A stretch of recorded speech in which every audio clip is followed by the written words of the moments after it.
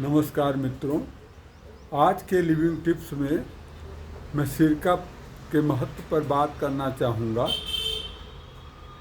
सिरका या acetic acid जो प्रायः गन्ने के किण्वन से बनता है और प्राकृतिक अवस्था में इमली और आम जैसे फलों नींबू ये सब जो मिलते रहे हैं, उसके बाद मनुष्य ने जो अन्य अम्ल बनाया उसमें सिरका का महत्व है इस रूप में कि फिर वो रसोई घर में प्रविष्ट हो गया।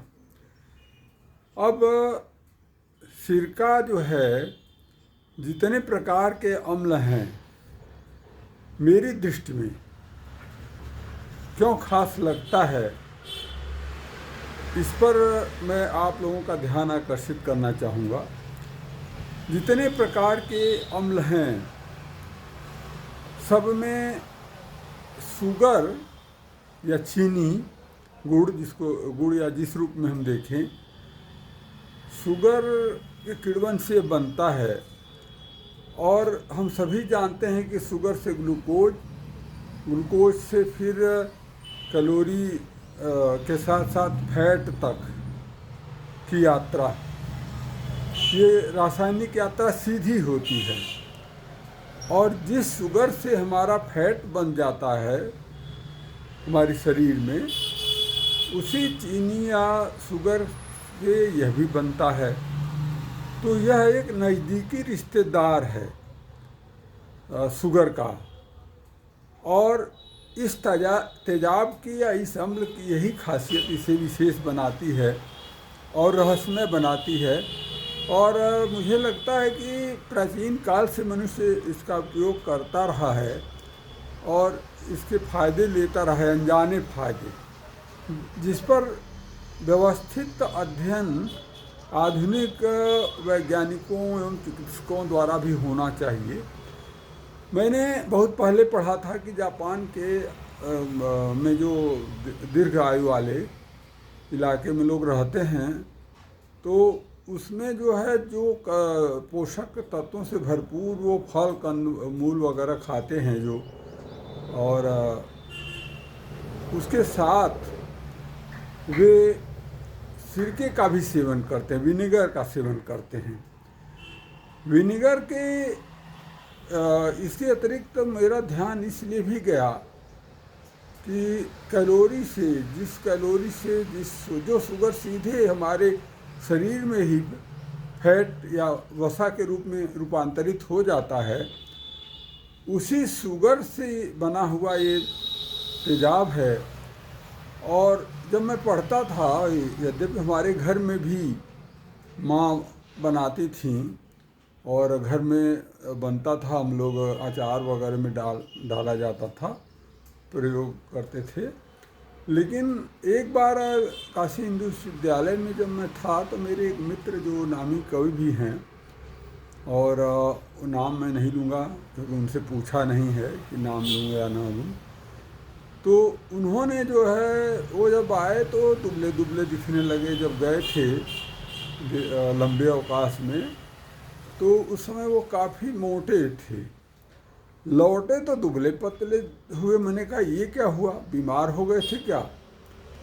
तो उन्होंने कहा नहीं, मैंने सिरके का सेवन करके अपने को किया है। तो उसके फैट काटने या दुबले होने को मैं, यद्यपि किडनी के खतरे भी होते हैं, जब ज़्यादा अधिक उसको निकालने में किडनी पर भी असर पड़ा होगा। उन्होंने जब दुबलापन लिया, वैसे लेना नहीं चाहिए इतने कम समय में उन्होंने जिस तरह किया था, वो अधिक से अधिक, वो युवावस्था थी, अज्ञानता भी रही होगी, बहुत अधिक उन्होंने सेवन किया होगा, तभी उतने जलाने की तरह हुआ होगा। लेकिन मैं जो कहना चाहता हूँ वह यह है कि सिरके में यह है कि वह फैट निर्मित भी करता है, जिस शुगर से कैलोरी और ग्लूकोज वगैरह में रूपांतरित होकर जो शुगर का निर्माण फैट तक ले जाता है, उस फैट को यह तेजाब के रूप में अम्ल के रूप में शरीर में जाकर काटता भी है। ये तो उनकी दुबलेपन से ही प्रमाणित है। तो मेरा ध्यान ये गया कि जो हम खाते हैं, बहुत सी जो अतिरिक्त कैलोरी है, अगर कोई इतना फैट काट सकता हो तो मेरे ख्याल से डॉक्टरों को यह देखना चाहिए कि इसका भी कोलेस्ट्रॉल में, अगर ये आदत में महंगी दवाएं खाने के बजाय अगर हम इसका परीक्षण हो जाए कि यह कितना फ़ायदेमंद है और कितना इफ़ेक्टिव है इसमें कोलेस्ट्रॉल वगैरह को ये कम करने में, अगर वो फैट को या तो वसा को कम कर रहा है, काट रहा है, तो कोलेस्ट्रॉल पर उसका असर कितना है। और अगर ये वैज्ञानिक ढंग से इसका परीक्षण हो जाता तो एक आसान सा दिनचर्या में ही लोग स्वस्थ हो जाते और बहुत से लोग हृदय रोगी होने से बच जाते और वहाँ तक न पहुँचते जहाँ तक पहुँचने पर इतनी दवाएं खानी पड़ती हैं, इतने महंगे इलाजों से गुजरना पड़ता है। तो उसमें मेरा सुझाव ये है कि इसका जो है जो इस्तेमाल है, चाहे जामुन के सिरके में हो, चाहे सेब का सिरका भी मिलता है और गन्ने का सिरका मिलता है और सीधे सीधे एसिटिक एसिड के रूप में भी मिलता है ये, लेकिन इसके लिए सही परीक्षण और सही मात्रा की ज़रूरत है। अच्छा, देखने की बात है कि उसी शुगर से एक और अल्कोहल बनता है जो नज़दीकी है, जिसको लोग पीकर बौराते हैं, दूसरा सिरका बनता है। दोनों आसपास की निर्मितियां हैं। तो इस जितनी दुनिया में जितने प्रकार के अम्ल हैं उसमें एकमात्र यही अम्ल जो है रिश्तेदार है शुगर का, और जो ग्लूकोज का रिश्तेदार है और फैट तक इसकी पहुंच है। और ये ज़्यादा ये भी जीवन से ही बना है, तो एक तरह से गन्ना या शुगर भी तो इसी तरह जो है। इसीलिए मेरा ये सुझाव है कि इसका भी सेवन, और डॉक्टरों को चाहिए कि इसका परीक्षण करें कि ये कितनी तरह से ये फ़ायदेमंद है और किस रूप में कितने समय तक खाने पर ये बहुत स्वस्थ कर सकता है।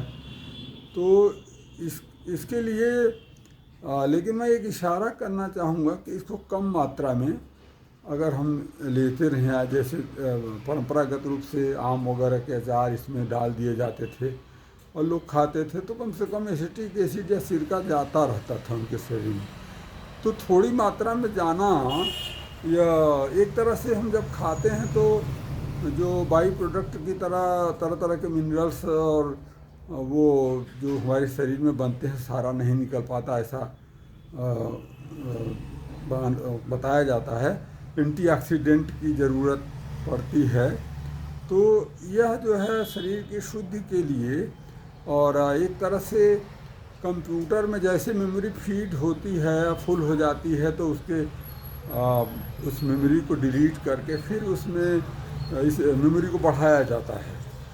तो इस तरह का इस्तेमाल सिरके का हो सकता है अगर साल में एक बार, या दैनिक रूप से। हड्डी न कितनी सुरक्षित मात्रा है ये मैं तो खाने पर और उसके शरीर देखकर ही पता चलेगा कि जो सेवन कर रहा है इसकी मात्रा का निर्धारण तो वही कर सकता है।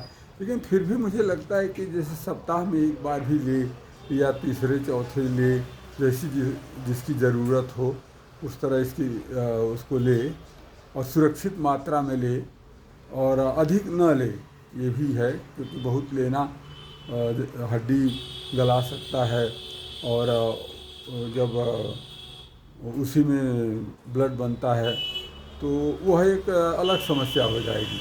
लेकिन अगर बहुत ज़्यादा खा रहे हैं हम, तो ये एक तरीका हो सकता है कि थोड़ा उसका सिरके से नियंत्रित होकर थोड़ी शुद्धि पा ली जाए, और इस तरह का इसका प्रयोग किया जा सकता है। इसकी ओर मुझे लगा कि सिरके का भी मैं दूसरा एपिसोड या जो लिविंग टिप्स के लिए सिरके की ओर ध्यान आकर्षित करूं।